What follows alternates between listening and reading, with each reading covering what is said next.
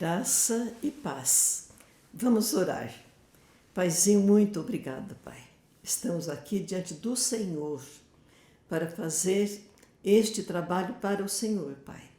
Por isso precisamos da Tua bênção, da Tua direção, da Tua presença aqui conosco, Paizinho. Pedimos por nós, por todos que vão ver e ouvir, e pelo nosso país, Pai. A Tua bênção, em nome de Jesus. Amém. Pedimos que vocês se inscrevam para nos ajudar no nosso canal e depois de ver o programa, o gostei ou não gostei. Eu quero lembrar para as pessoas e também avisar aqueles que estão começando a ver os nossos programas que nós temos desde Gênesis, desde a lição número 1. Eu andei vendo esta semana e achei interessante que as pessoas voltem lá nas primeiras lições para pegar o fio da meada. Desde Gênesis, e nós estamos já nos profetas maiores, terminando o profeta maior Daniel. Então, nós convidamos e estamos também aconselhando para que vocês lembrem tudo que nós temos estudado. Eu estou lendo a Bíblia pela 12ª vez e é uma maravilha. Cada vez que a gente lê, a gente medita, a gente aprende mais. E nós então estamos lembrando dos 3 profetas. Jeremias ficou trabalhando, ministrando em Jerusalém. Ezequiel, que foi para a Babilônia, ficou no meio dos cativos, e Daniel, que foi para a Babilônia e ficou sempre no trabalho da corte, servindo o rei. Ele esteve no tempo de Nabucodonosor, de Belsazar, de Dario e Ciro. Então, todo esse tempo, Daniel serviu a Deus em primeiro lugar e ao rei e à Babilônia. E a mensagem de Daniel, vamos lembrar, que era para dizer, para ensinar que Deus é o soberano, governo soberano, Ele que manda, Ele governa a história, Ele governa a nossa história também. E ali Daniel, no tempo de Nabucodonosor, depois tempo de Belsazar e tempo de Dario e Ciro, ele sempre dizendo, tudo isso está acontecendo, tudo vai acontecer, porque Deus está no controle. E é interessante porque Daniel teve aquelas visões e ele viu coisas que iam acontecer muito depois, até no tempo de Jesus. E ele então registra essa profecia. Ele é chamado um profeta escatológico, porque ele fala dos últimos tempos. Outra coisa que eu queria lembrar é que aparece 2 linguagens. Ele escreve em aramaico, que é do capítulo 2, versículo 4 até o final do 7. E o restante, ele vai do 7 até o final do livro, os 12 capítulos, ele escreve em hebraico. O hebraico era a língua que eles falavam, o povo de Deus, era a língua deles. E o aramaico era a língua dos dominados. Todos os dominados conheciam o aramaico. E então vai escrever em aramaico e em hebraico. Nós vimos no capítulo 9, quando Daniel, lembrando das profecias de Jeremias, que Jeremias muitas vezes falou lá em Jerusalém, depois ele escreveu na carta que o cativeiro deles na Babilônia ia durar 70 anos. Então Daniel está tendo essa percepção, estamos nos 90 anos, então está no tempo de acabar o cativeiro. E ele então começa a orar.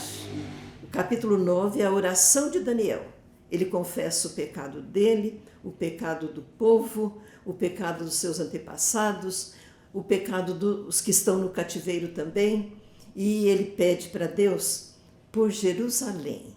Ele fala: Jerusalém é o teu povo. E a cidade de Jerusalém, que é a sua cidade, cidade que Deus escolheu para ter ali o seu templo. E ele começa a orar, ele entra no jejum, ele tem uma tristeza, arrependimento, ele põe roupa grosseira, cinzas, jejum, e ele suplica a Deus. E 21 dias, aí o Gabriel vem, o anjo Gabriel, para explicar para Daniel sobre a visão que ele teve. E ele sempre traz uma mensagem: Deus ama você, Daniel, Deus ama você. No capítulo 10, depois da oração, então, que o anjo vem, o Daniel tem uma visão lá na beira do rio Tigre. E ele vê a mesma visão que João vai ter lá em Apocalipse, de um homem vestido, coisa maravilhosa, e roupas de linho, cinto de ouro puro, corpo brilhava como pedras preciosas. E depois então o anjo vem e fala para o Daniel. Daniel escreve que ele ficou 21 dias esperando isso. E ele ficou no jejum, não penteou o cabelo, e tem uma versão que diz que ele nem tomou banho nos 21 dias. E o anjo então aparece, aquele anjo e o outro anjo, agora Gabriel, que fala: Deus ama muito você, e eu vim logo. O anjo fala: mas houve uma luta, porque o anjo protetor da Pérsia me impediu de chegar até aqui. Então, e o Miguel veio me ajudar. E Daniel diz que ele fica desmaiado, ele fica enfraquecido, mas um homem toca nele e o fortalece. E ele então tem a explicação no capítulo 11 da visão que ele teve. O anjo diz para ele: você orou, que você queria saber sobre o seu povo. Você estudou, você meditou, você suplicou, e eu vim para explicar para você. Aí ele diz para Daniel: ainda na Pérsia vai ter 3 reis, Cambises, Dario, Artaxerxes, e depois um rei mais poderoso, mais rico, que é o Xerxes, que aparece com o nome de Assuero no tempo de Ester. Ele que tem uma luta contra a Grécia. Depois de Xerxes, então, vem a Grécia, o Império da Grécia.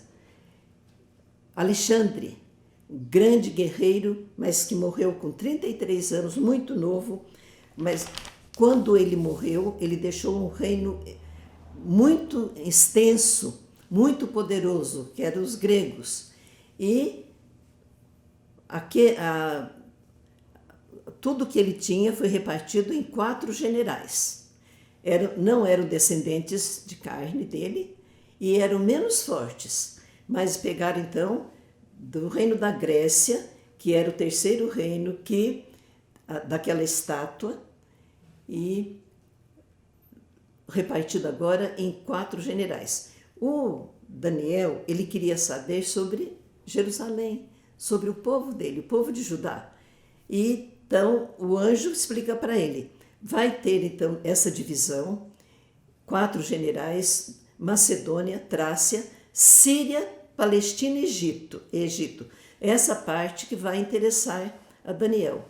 Ele diz assim, que para Israel interessa então aqueles 2 generais que vão pegar a Síria e a Palestina e Egito. Vai ter uma guerra entre eles muitos anos. Os 2 queriam ser a verdadeira continuação do Império de Alexandre, do Império Grego. Eles queriam impor a cultura e a filosofia dos gregos sobre todos os povos dominados, principalmente sobre os judeus, que ficavam encurralados entre a Síria e entre o Egito. Então, havia uma guerra, muitas batalhas entre eles, um prevalecia, o outro prevalecia. Fizeram alianças, houve casamento entre a dinastia do norte, que era da Síria, e a dinastia do sul. No sul, os Ptolomeu. No sul, os Ptolomeu. E no norte, os Seleucidas, que eram os da Síria. Então, eles fazem aliança, casamento, e um põe sobre o outro, e vão, no capítulo 11, a toda essa guerra entre eles. E vai interessar mais para Daniel quem vai dominar na Palestina, que é a terra onde está a terra prometida. Então, o reino do norte, ele vai invadir a terra prometida e dominar completamente. Aí vem a história do Antíoco Epifânio, um homem vil, que aparece nas visões como chifre pequeno, aquele chifre pequeno que aparece. E é descendente de Seleuco, ele cresce muito em poder, em tirania, ele quer mudar a religião, ele quer mudar a história dos judeus.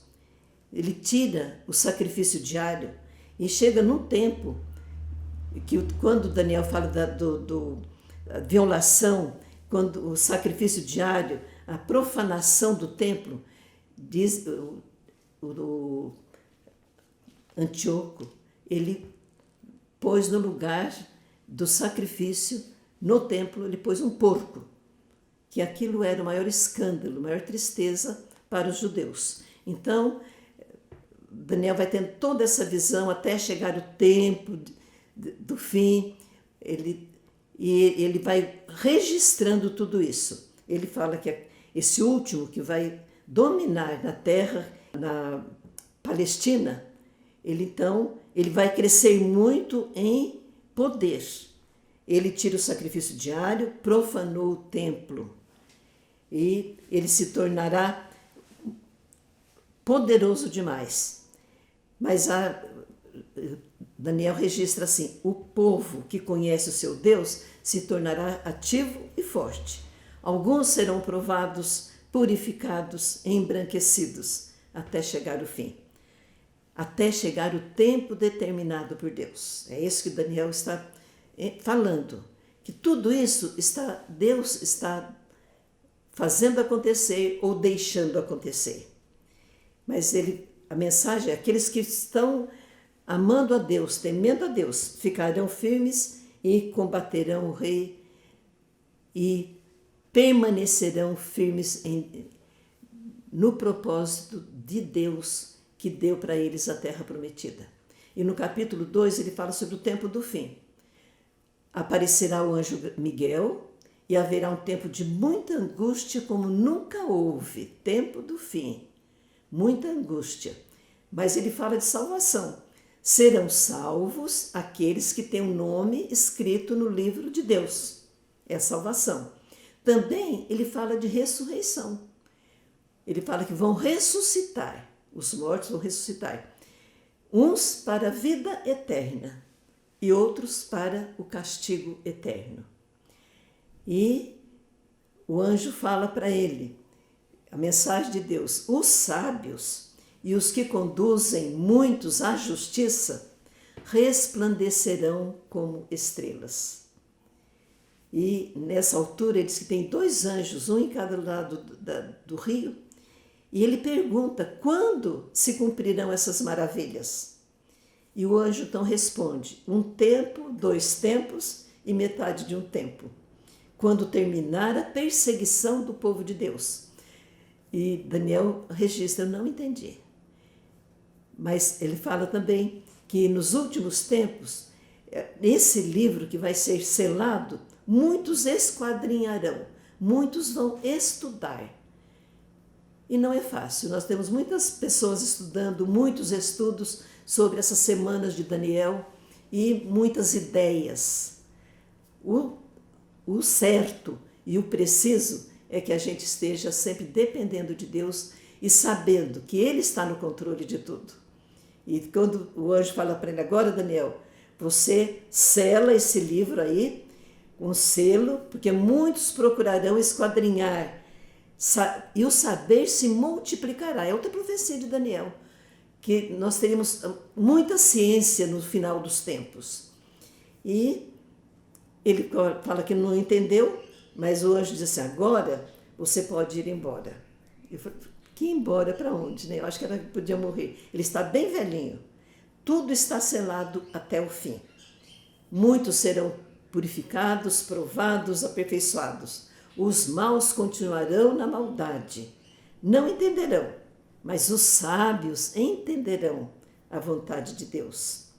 Depois que forem tirados os sacrifícios diários, a abominação desoladora, passarão 1290 dias.